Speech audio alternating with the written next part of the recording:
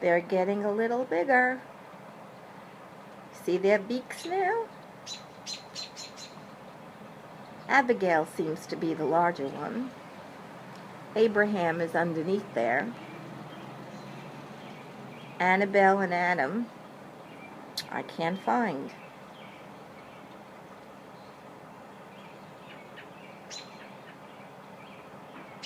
Their eyes are closed.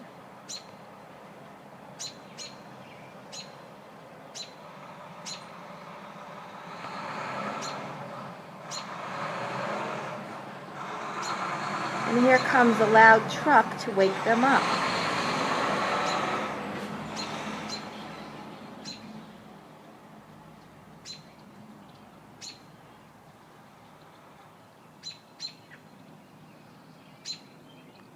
That's another bird in the background making noise. It's not them. Okay, bye for tomorrow. Say goodbye to everyone.